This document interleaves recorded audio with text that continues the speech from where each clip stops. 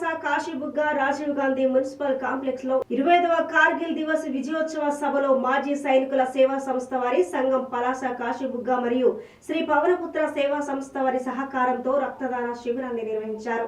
ఈ కార్యక్రమంలో Kashibugga sub inspector పేరి నాయుడు ఈ కార్యక్రమాన్ని ప్రారంభించారు। మరియు ప్రముఖ వైద్యులు మాజీ సైనికులు భారీ ఎత్తున పాల్గొన్నారు।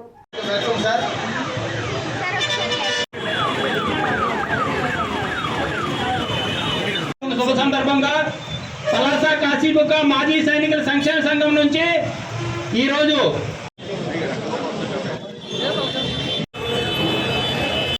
మమ్మల్ని అందరినీ కూడా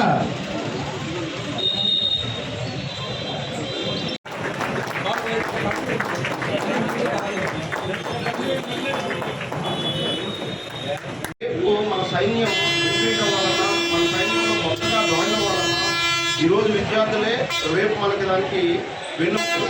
కాబట్టి ఈరోజు మనం స్వేచ్ఛగా బ్రతుకుతున్నామంటే అక్కడ సైనికులు ఎంత కష్టపడుతున్నారు అనేది వాళ్ళకి తెలిసినట్లయితే వీళ్ళలో కొంతమంది అయినా రేపు మన వాళ్ళు వచ్చిన తర్వాత ఆ ప్లేస్ని భర్తీ చేసి మన దేశ యొక్క రక్షణని అలా కంటిన్యూ చేయడానికి వాళ్ళకంటూ మన తరఫు నుంచి మోటివేషన్ చేయాలంటే ఇటువంటి కార్యక్రమాలు కాలేజీలో నిర్వహించడం అనేది చాలా అవసరం।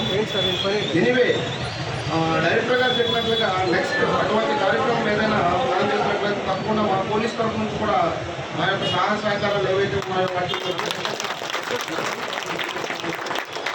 సైనికుల కోసం చెప్పాలి అంటే అందరూ కష్టపడుతున్నాం। ప్రెస్ మిత్రులు కష్టపడుతున్నారు, అదేవిధంగా పోలీసులు కష్టపడుతున్నారు, ప్రతి ఒక్కరు కూడా కష్టపడుతున్నారు।